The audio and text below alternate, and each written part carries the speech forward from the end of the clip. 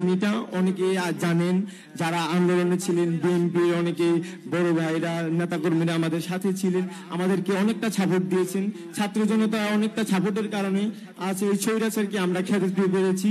আশা করি এই স্বৈরাচার আর বাংলার মাটিতে কখনো ঠাঁই হতে পারবে না। আমরা চাই এই স্বৈরাচার কি কোনো বাংলার ঠাঁই হতে পারবে? আর এই বাংলার মাটিতে কোনো স্বৈরাচার ঠাঁই হতে পারবে না। এই দেশ যেভাবে চলছে এটা সরলে চাচ্ছি। এদেশ কোন জনগণ, এদেশ কোন নেতাকর্মীর না, এদেশ কোন ইসলামিক নেতাকর্মীর না, এদেশ জনগণ। জনগণ যেভাবে বলবে দেশ সেভাবে চলবে। এদেশ হাসিনার কোন দেশ নয়, এদেশ আমাদের ছাত্র জনতার দেশ, এদের জনগণের দেশ। জনগণ যেভাবে বলছে সেভাবে চলছে। আজকে আপনারা না থাকলে, আমরা না থাকলে এই স্বৈরাচার কি খেলতে পারতাম? আজকে আপনারা না থাকলে, আমরা না থাকলে আমি এখানকে বক্তব্য শেষ করতে যাচ্ছি। আমার পায়ের কন্ডিশন খারাপ, আমি এক পায়ে দাঁড়িয়ে থাকতে পারি, আরেক পা দাঁড়িয়ে থাকতে পারি না। সবাইকে ধন্যবাদ। আসসালামু আলাইকুম, সবাই ভালো থাকবেন। আরেক পা দাঁড়িয়ে থাকতে পারি না। সবাইকে ধন্যবাদ। আসসালামু আলাইকুম, সবাই ভালো থাকবেন।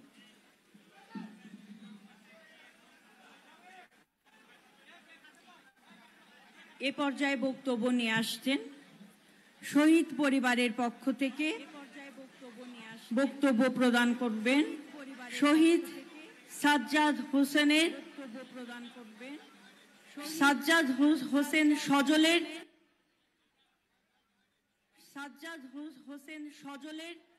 পরিবার থেকে তার অভিভাবক বাবা খলিলুর রহমান বেগম এবং মা বক্তব্য রাখবেন খলিলুর রহমান, শহীদ সাজ্জাদ হোসেন সজলের বাবা। খলিলুর রহমান, শহীদ সাজ্জাদ হোসেন সজলের বাবা। আচ্ছা, ওনার বাবা আসেনি, ওনার মা বক্তব্য রাখবেন মিসেস শাহিমা বেগম। মিসেস শাহিমা বেগম। আসসালামু আলাইকুম। আমি শহীদ সাজ্জাদ হোসেন সজলের আম্মু। আমার ছেলেকে যে আশুলিয়া থানার সামনে এই যে দেখতেছেন আগুন দিয়ে জ্বালিয়ে দিয়েছিল, আমি সেই সাজ্জাদ হোসেন সজলের আম্মু। আজকে আমার এই দৃশ্যটা, আমি এখানে আসছি থেকে আমি এখানে সহ্য করতে পারতেছি না। আমি কিভাবে এটা মেনে নিব? আমার চোখের দৃশ্যটা যখন ওদিক চলে যাচ্ছে, আমি আমার ভাষা হারিয়ে ফেলতেছি। আসলে এখানে বলার মতো ভাষাও আমি পাইতেছি না। আসলে আমার 5ই আগস্টে আমি চলে গেছি, আমার সন্তানটা কত কষ্ট করেছে, কিভাবে ওরা মেরেছে। আগুন দাউ দাউ করে চলতেছে, আমার বুকের ভিতরটা আগুন শুধু জ্বলতে আছে। কিন্তু তারপর আমি কিছু বলবো, কারণ আমি যখন ক্লাস 7-এ পড়তাম, তখন আমি ফার্স্ট পুরস্কার হিসেবে 71-কে আমি বুকে ধারণ করে, আমি ছেলে যেমন খুশি তেমন সাজো, সেখানে আমি ছেলেহারা মা সেজে সেখানে আমি ফার্স্ট পুরস্কার নিয়েছিলাম। কিন্তু সেটাই যে আমার জীবনে সেটা পূর্ণতা পাবে, এটা আমি কোনোদিনও ভাবি নাই যে আমি সেই ছেলেহারা মা হয়ে যাব। আজকে আমার দিনটা খুব মনে পড়তেছে যে 16 ডিসেম্বর আমি ছেলেহারা মা, যেমন খুশি তেমন সাজো, ছেলেহারা মা সেজেছিলাম। আজকে সত্যি একজন ছেলেহারা মা। আমি নিজেকে সামলে নিতে পারতেছি না যে ছেলেহারা কত ব্যথা। সেদিন হয়তো আমি আনন্দে আত্মহারা হয়ে আমি সেজেছিলাম যে না, 71-এ মায়েরা এরকম কষ্ট করেছে। সেই দৃশ্যটাকে তুলে ধরতে গিয়ে আজকে আমি 24-এর মা, শুধু ছেলেহারাই মায়ের হয়ে গেলাম। হয়তো আমার কপালে এতটুকুই ছিল, সেই পূর্ণতাই আমি পেয়েছি। কিন্তু আমার সন্তানকে যেভাবে মেরেছে আমি মেনে নিতে পারতেছিলাম না। আজকে আমার সন্তান আগুনে, এক্ষুনি আছে না কেন ভারতে,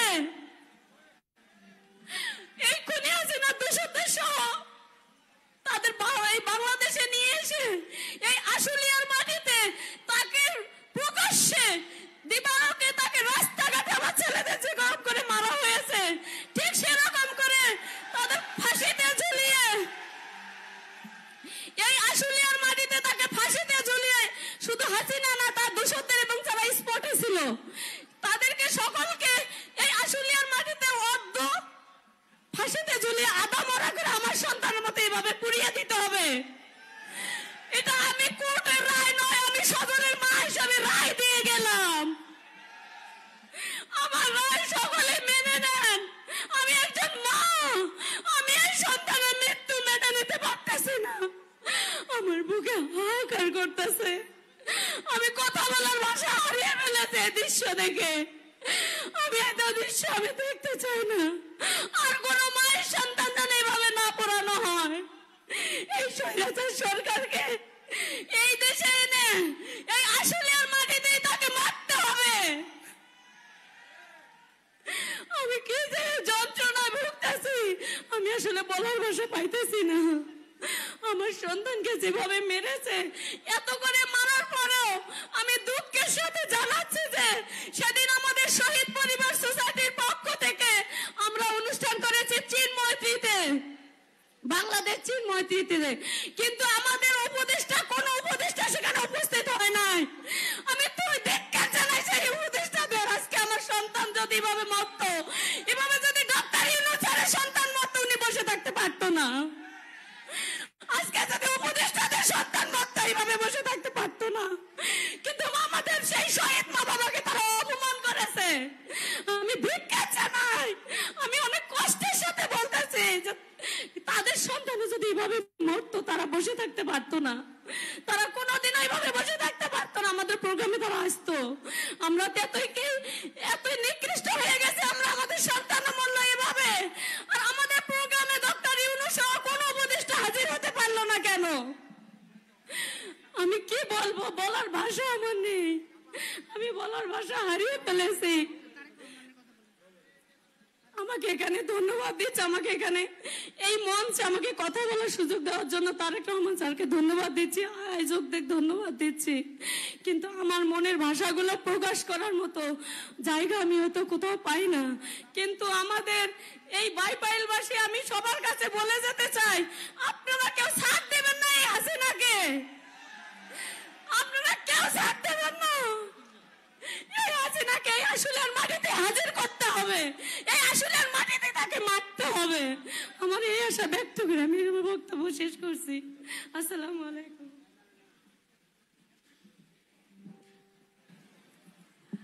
আমি একটু অনুরোধ করব আমাদের ভলেন্টিয়ার এবং আমাদের সিনিয়র নেতৃবৃন্দ যারা দায়িত্বে আছে, বাম পাশে আমাদের সিনিয়র নেতারা বসে আছেন, তারা কিন্তু দেখতে পাচ্ছেন না প্রোগ্রামটা।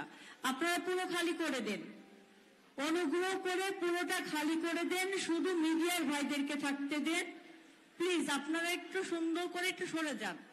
এবং ডান সাইডে আমাদের অসংখ্য নেতৃবৃন্দরা আপনারা দাঁড়িয়ে আছেন, একটু সাইড হয়ে যান।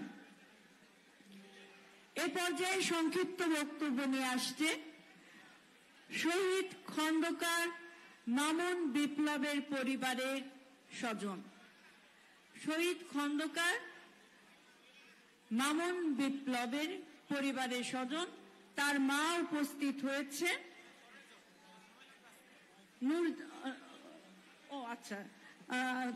তার মা আসেননি, তার ওয়াইফ উপস্থিত হয়েছে। মিসেস সাথী আক্তার বক্তব্য রাখবেন। মিসেস সাথী আক্তার।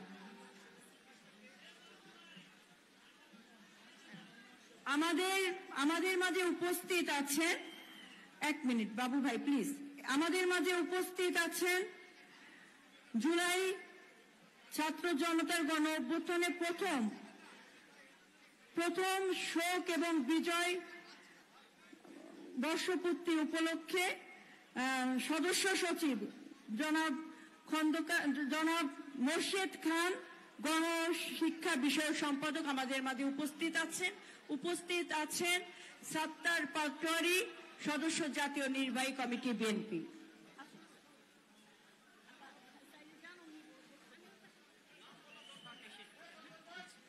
আসসালামু আলাইকুম। আমি শহীদ মামুন খন্দকার বিপ্লবের সহধর্মিণী খন্দকার সাথী। আমি এখানে ভাষা হারিয়ে ফেলছি। আমার ছোট ভাই, আমার আপা যা বলে গেল তার সন্তানের জন্য আমি কি বলবো। আমার চারটি সন্তান রয়েছে। আমার ছোট বাচ্চার বয়স যখন 10 মাস 3 দিন, তখন আমার হাজবেন্ড মারা যায়।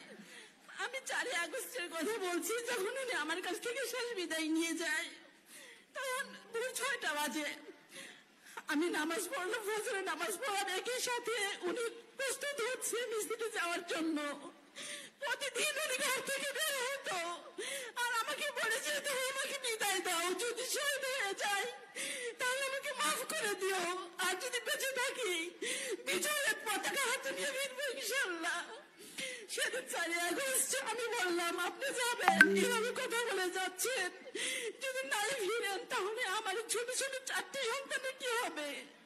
সেদিন আমাকে বলেছিল তুমি আমার কথা ভেবো না সাথী, ছোট ছোট কলেজগুলোর কথা ভাবো যারা এখনো ফুল হয়ে ফুটেনি। আমি তো 4টি সন্তান হয়েছে আমার, আমি তো ফুল হয়ে ফুটেছি, তারা এভাবে যদি রক্ত ঝরাতে পারে। আমি একটি দলের কর্মী, আমি আশুলিয়া সাধারণ সম্পাদক, স্বেচ্ছাসেবক দলের, আমি কিভাবে ঘরের ভিতরে থাকবো তুমি আমাকে বলো? এ কথা বলে উনি হাসতে হাসতে বিদায় নিয়ে গেলেন। 4 আগস্ট সন্ধ্যার সময় যখন বাইপালে ভাঙচুর হলো, এমপি সাইফুলের লোক কিছু আমার বাসায় এসে বলল বিপ্লব কোথায়? আমি বললাম উনি বাসায় নেই। 5 আগস্ট যেন তাকে মিছিলে না দেখি, যদি সে যায় তাহলে তার প্রাণের হুমকি আছে। আমি ওনাকে ফোন করে বললাম এই কথা বলে গেছে সাইফুলের লোক। তখন উনি বলল আমি বাসায় যাব না, কালকে তুমি আমাকে 1 সেট কাপড় পাঠিয়ে দিও আমার ছেলেকে। আমার ছেলে ইন্টার সেকেন্ড ইয়ারে পরীক্ষার্থী, সেখানে আসতে পারেনি। বলেছে আম্মু আমি কি বলবো বাবার জন্য, যে দলের জন্য বাবা এভাবে প্রাণ হারালো, সে তার কতটুকু আমাদের পাশে রয়েছে। তারপর আমি ধন্যবাদ জানাই দেওয়ান সালাউদ্দিন বাবু ভাইকে, উনি সশরীরে আমার বাসা 2বার উপস্থিত হয়েছে, মাঝে মধ্যে ফোন দিয়ে আমাকে খোঁজ খবর নেয়। আরো ধন্যবাদ জানাই নজরুল ইসলাম মামাকে, যিনি পাশে না থাকলে আমি হয়তো এই সমাজে বেঁচে থাকা আমার হতো না, বেঁচে থাকতে পারতাম না।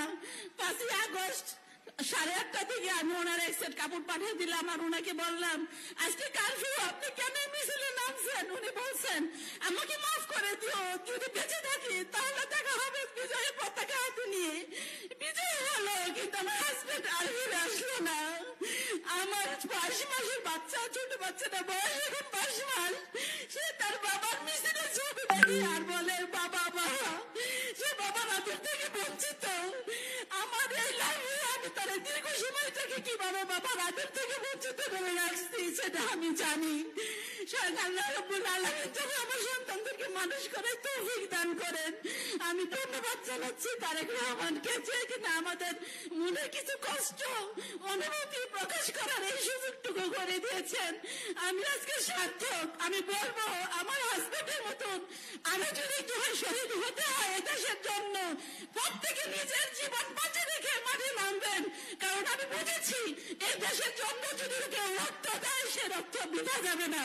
আমার সাথে আপনারা বলেন শহীদের রক্ত বৃথা যেতে দেব না, শহীদের রক্ত বৃথা যেতে দেব না।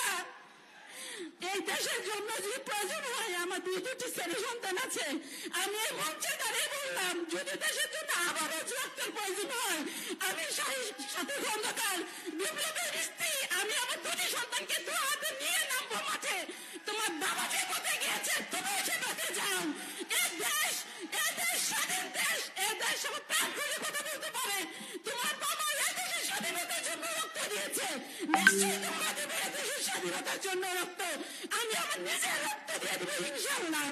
আমি হচ্ছে বেশি কথা বলতে পারবো না, যদি আমার কথার মধ্যে কেউ কষ্ট পেয়ে থাকেন তাহলে আমাকে মাফ করবেন। আসসালামু আলাইকুম ওয়া রাহমাতুল্লাহ।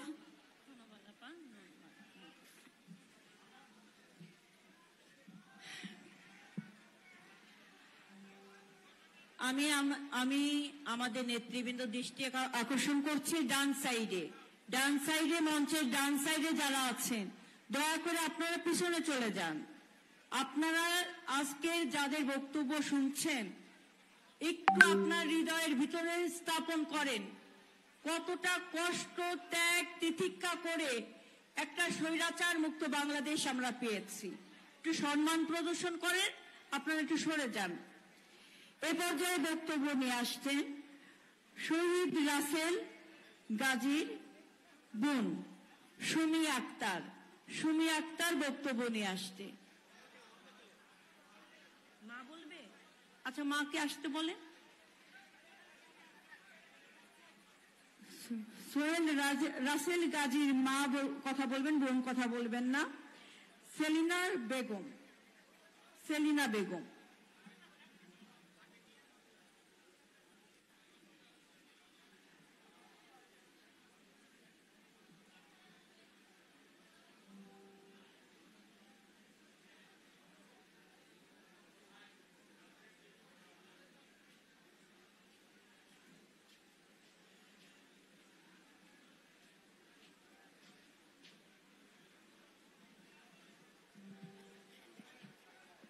আসসালামু আলাইকুম। আমি শহীদ রাসেল গাজীর মা। 5ই আগস্ট আমার ছেলে বাইবেল মারা গেছে গুলিয়ে হাত হইয়া। আমি কি বলবো, আমার 2 ছেলে এই আন্দোলনে আসতে, হঠাৎ করে আমার বড় ছেলে বলে আমার মেয়েকে আবার রাসেলকে আসতে দিয়ে না বাইবেল।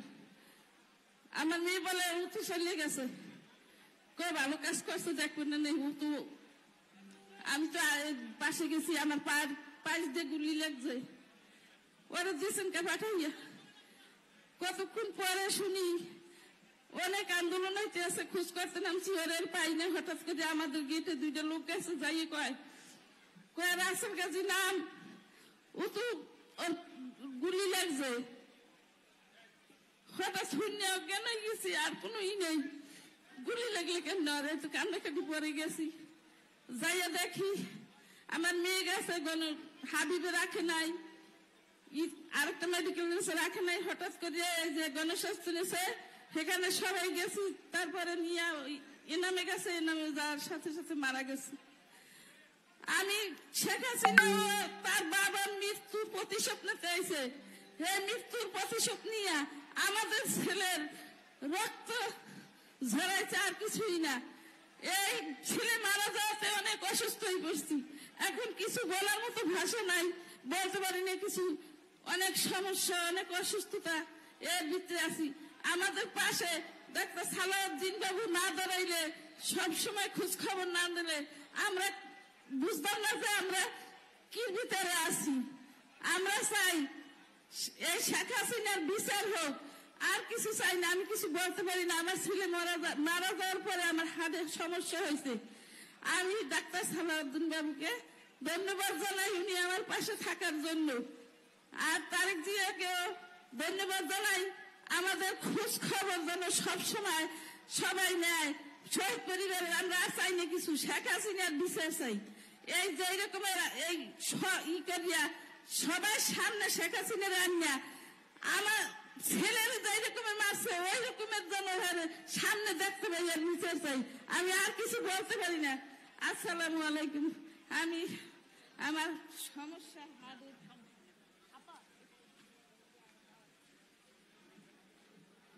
এই পর্যায়ে বক্তব্য নিয়ে আসছেন শহীদ শ্রাবণ গাজী। বক্তব্য রাখবেন তার বাবা আব্দুল মান্নান গাজী। শহীদ শ্রাবণ গাজীর বাবা আব্দুল মান্নান গাজী।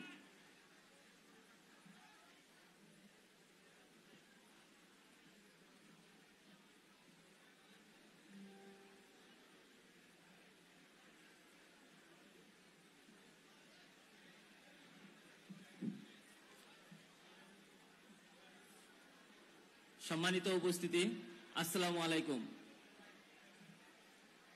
আজ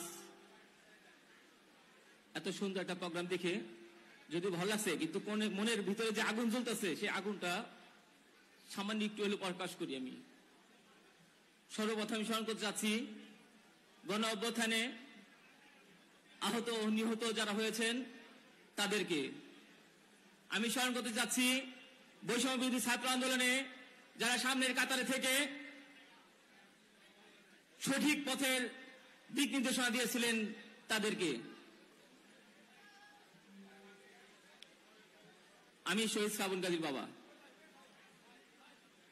আমার শ্রাবণ ছিল মালয়েশিয়া, সে মালয়েশিয়ার টুঙ্কু আব্দুল রহমান ইউনিভার্সিটিতে সফটওয়্যার ইঞ্জিনিয়ার লেখাপড়া করত। যখন বাংলাদেশে এই বৈষম্য বিরোধী আন্দোলন শুরু হয়, 15 তারিখ জাহাঙ্গীরনগর বিশ্ববিদ্যালয়ে স্বৈরাচারী সরকারের যে পালিত গুন্ডা বাহিনী, তারা যেভাবে ছাত্রছাত্রীদের উপরে অত্যাচার করেছে, সেদিন তারা বিভিন্ন ফেসবুকে স্ট্যাটাস দিয়েছিল, আপনারা আমার ভাই, আপনারা বাবা, আপনারা আমাদের আত্মীয় স্বজন, আমাদেরকে রক্ষা করেন। আমার ছেলে এইটা দেখেছিল মোবাইলে, দেখার পর ওই দিনই সে মালয়েশিয়া থেকে প্লেনের টিকিট কেটে বাংলাদেশ চলে আসে। 16 তারিখ থেকে সে প্রতিদিন সে জাহাঙ্গীরনগর বিশ্ববিদ্যালয়ের আন্দোলনের সাথে অংশগ্রহণ করেছে। সে 5ই আগস্ট জাহাঙ্গীরনগর বিশ্ববিদ্যালয় থেকে যখন লং মার্চ টু ঢাকার উদ্দেশ্যে রওনা হয়, তখন সে সামনে কাতারে ছিল। স্বৈরাচারী সরকারের যেই গুন্ডা বাহিনী, পুলিশ বাহিনী ছিল, তারা সেই মিছিলের ভিতরে এলোপাথালি ভাবে গুলি চালায়। সেই গুলিতে আমার ছেলে মাথায় গুলিবিদ্ধ হয়ে শহীদ হয়। অনেক কষ্ট লাগে।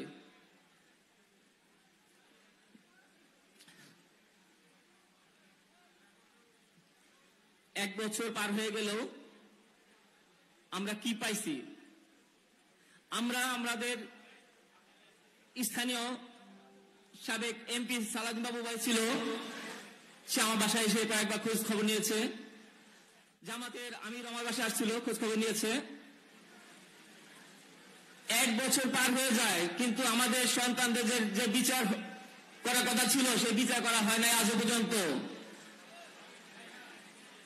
এক বছর হয়ে যায়, কিন্তু যারা শহীদ হয়েছে তাদের সেই ধরনের কোনো মূল্যায়ন করা হয় নাই আজও পর্যন্ত। গত 26 তারিখে চিনমতি সম্মেলন কেন্দ্রে শহীদ পরিবারের একটা সমাবেশ ছিল। সেখানে ডক্টর ইউনূস সহ কোন উপদেষ্টা সেখানে উপস্থিত হতে পারেন নাই। দুঃখ লাগে। যাদের রক্তের উপরে দাঁড়িয়ে তারা এই ক্ষমতায় বসেছেন, তাদেরকে তারা মূল্যায়ন করতে পারছেন না। কষ্ট লাগে। যাই হোক, বলতে গেলে ক্ষমা করবেন, আমি আর বলতে পারতেছি না, আমার অনেক কষ্ট হচ্ছে। আসসালামু আলাইকুম। এই পর্যায়ে বক্তব্য নিয়ে আসতে শহীদ শাহ সাবুরের বাবা মোহাম্মদ এনাব নাজেজ জাকি বক্তব্য নিয়ে আসছেন। শহীদ আশ সাবুরের বাবা মোহাম্মদ এনাব নাজেজ জাকি।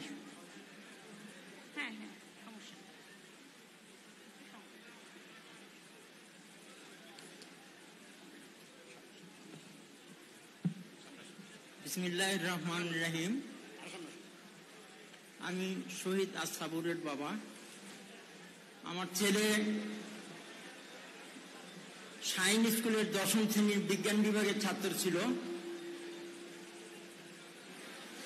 গত বছর জুলাই মাসের 16 তারিখের পর থেকে সে আন্দোলনে যাওয়ার জন্য ওর মাকে বারবার বলে, কিন্তু ওর মা বলে যে না বাবা তুমি যেও না, হয় গুলি খায় মরে যাবে, না হলে আহত অবস্থায় পঙ্গু হয়ে থাকতে হবে।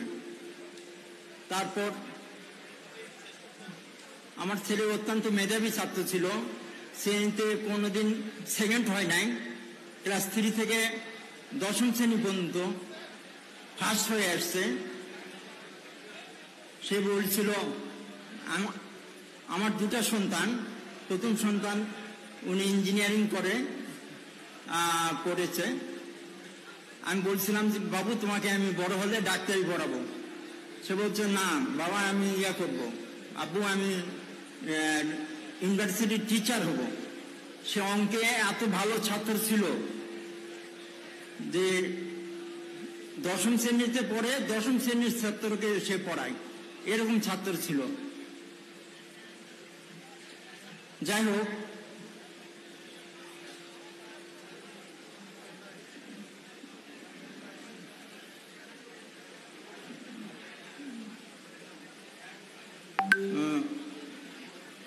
পরিশেষে 5 আগস্ট যেদিন স্বৈরাচারী শেখ হাসিনা পলায়ন করে ভারতে পালিয়ে যায়, তারপরে ঘটনা ঘটে আশুলিয়া থানার সামনে আমার ছেলে সহ 6টা লাশ পুড়িয়ে দেয়। বেলা 4টা পর্যন্ত মোবাইল খোলা ছিল। 4টার পর আর তাকে আমরা পাই নাই মোবাইলে।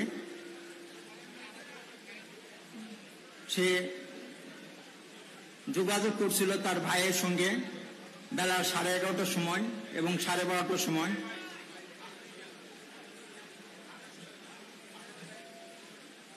যাই হোক, আমার মনে অনেক দুঃখ যে আমার ছেলেটাকে হত্যা করার পরে পুলিশ ভ্যানে উঠায় এভাবে লাশ পুড়িয়ে দেয়।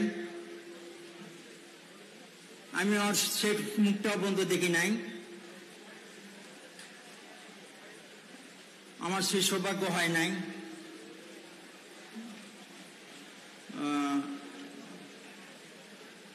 আমি সরকারের অন্তর্বর্তীকালীন সরকারের কাছে একটাই অনুরোধ জানাই যে আমার ছেলেকে যারা হত্যা করেছে এবং পুড়িয়ে মারছে তার জন্য সুষ্ঠু বিচার হয়।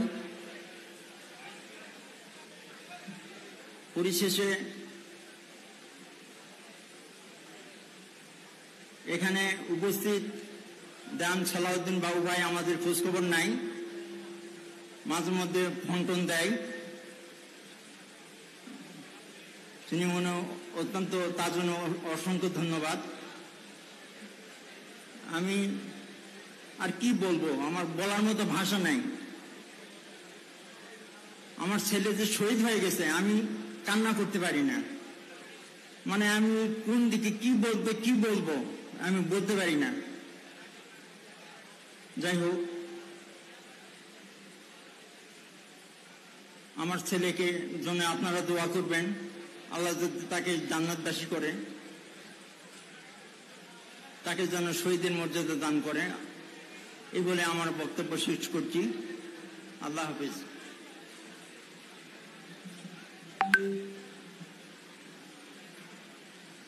এই পর্যায়ে বক্তব্য নিয়ে আসছেন শহীদ আরাফুর রহমান রাসেল। তিনি যুগ্ম আহ্বায়ক ছিলেন ছাত্রদল ঢাকা মহানগর পূর্ব এবং এই আশুলিয়া সাভারেই তার বাড়ি। তার পক্ষ থেকে বক্তব্য রাখবেন তার ভাই সাইদুর রহমান বাবু। সাইদুর রহমান বাবু।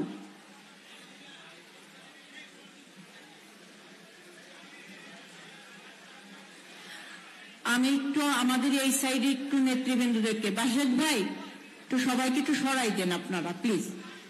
একটু বলেন, আপনারা বললেই শোধ, আপনারা সিনিয়র নেতা, আপনারা বলেন।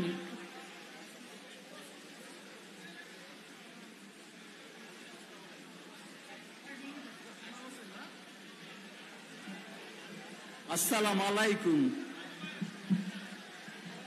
আলহামদুলিল্লাহ, এখানে উপস্থিত হতে পেরে আমি নিজেকে ধন্য মনে করছি। আমি সাইদুর রহমান বাবু, যুগ্ম আহ্বায়ক ঢাকা মহানগর পূর্ব ছাত্রদল নেতা শহীদ আরিফুর রহমান রাসেলের ভাই। আমি ধন্যবাদ জানাচ্ছি বাংলাদেশের ঘোষক শহীদ রাষ্ট্রপতি জিয়াউর রহমানকে। আমি ধন্যবাদ জানাচ্ছি স্বাধীন বাংলাদেশের প্রথম নারী প্রধানমন্ত্রী বেগম খালেদা জিয়াকে। আমি আরো ধন্যবাদ জানাচ্ছি আমাদের নেতা, আগামীর বাংলাদেশের অভিভাবক জনাব তারেক রহমান স্যারকে। আমার ছোট ভাই আরিফুর রহমান রাসেল আন্দোলনের শুরু থেকে শেষ পর্যন্ত ছিলেন। এই আন্দোলনে শুরু থেকে শেষ পর্যন্ত ছিলেন। সর্বশেষ 5ই August long march to Dhaka যাওয়ার পথে সাভার থানার সামনে গুলিবিদ্ধ হয়ে পড়ে থাকেন। সেখান থেকে এনাম মেডিকেলে নেওয়া হয়। আমি খবর পাই, আমি ওখানে যাই, দেখি ফ্লোরে পড়ে আছে, রক্ত আর রক্ত। শেষবারের মতন বলে, ভাই আমাকে দ্রুত আইসিইউতে নিয়ে যান। আইসিইউতে নিয়ে গেছি। যাওয়ার পর আইসিইউতে নেওয়ার আধা ঘন্টা পরে শাহাদাত বরণ করেন। রাসেল বরিশাল বিএম কলেজ অনার্সে ভর্তি হওয়ার পর থেকে ছাত্রদল রাজনীতির সাথে যুক্ত হন। এই রাজনীতির কারণে বরিশালে হামলা মামলার শিকার হন। সেখানে আমাদের পরিবার আর্থিকভাবে অনেক ক্ষতিগ্রস্ত হয়। আমার বড় ভাই ঢাকা নিয়ে আসেন, ঢাকা নিউ মডেল কলেজ ভর্তি করেন। সেখানেও আবার রাজনীতির সাথে যুক্ত হন। যুক্ত হবার পর আমরা 3 ভাই আবার মামলা হামলার শিকার হই।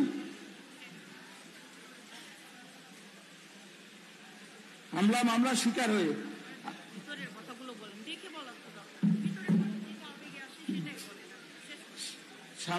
হামলা মামলার জি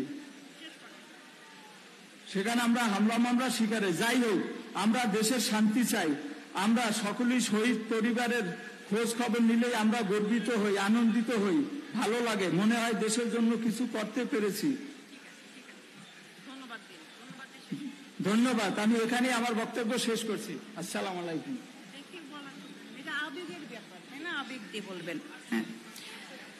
এ পর্যায়ে বক্তব্য নিয়ে আসছে শহীদ বায়েজিদ। তিনি চাকরি করতেন এই গণ অভ্যুত্থানে। তিনিও একজন ছাত্র জনতার এই আন্দোলনে শরিক হয়েছেন ফ্যাসিবাদের পতনের দাবিতে। তিনি আজ এই 6 জনের যে পুরানো লাশের যে চিত্র আমরা প্রদর্শন করেছি, তাদের মধ্যে একজন তিনি। বায়েজিদের ওয়াইফ কথা বলবেন রিনা আক্তার।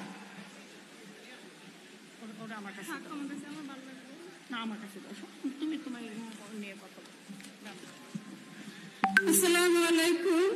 আমি শহীদ বায়েজিদ বুস্তামির ওয়াইফ। আমার হাজবেন্ড 5ই আগস্ট আশুলিয়া বাইতেল থানার সামনে তাকে গুলি অবস্থায় দাও দাও করে আগুনে পোড়ানো হয়েছে। আমার একটা সন্তান আছে। আমার হাজবেন্ড যখন মারা যায় আমার ছেলের বয়স 6 মাস 6 দিন চলে। আমার স্বামী আমার ছেলের বাবা ডাকটাও শুনতে পারে না। আমার সন্তান নিজে বাবা কি জিনিস, বাবা কি একটা আদর কিছু পাইনি। এখন আমার সন্তানের 1.5 বছর চলে। আমার সন্তান বাবা বাবা করে ডাকে, আমি তাকে সামনে এনে দিতে পারি না।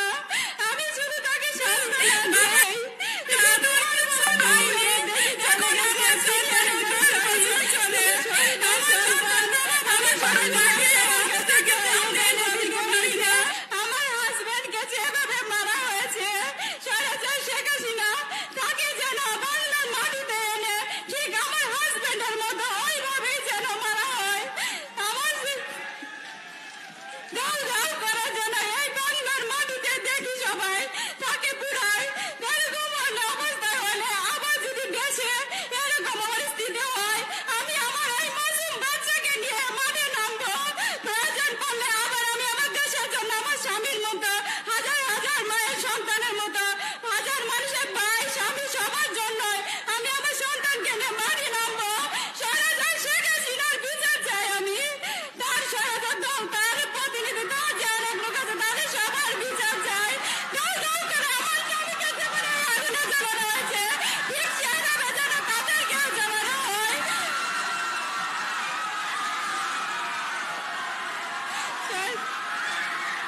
ডাক্তার সালাউদ্দিন ভাইকে অসংখ্য ধন্যবাদ। তিনি আমাদের পাশে ছিলেন সব সময়। আমি আর কিছু বলতে পারতেছি না। আসসালামু আলাইকুম।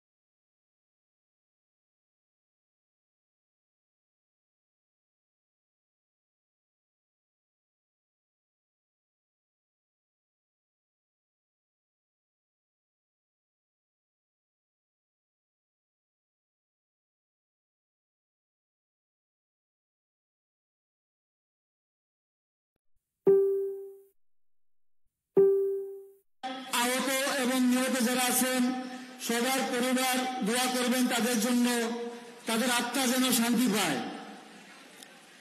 দেখেন, এই যে গোপালগঞ্জে ছাত্ররা 16 ডিসেম্বর 16 তারিখে তাদের দোয়া করার জন্য তারা সবাই গেছে, কারণ তারা দোয়া করতে পারে নাই।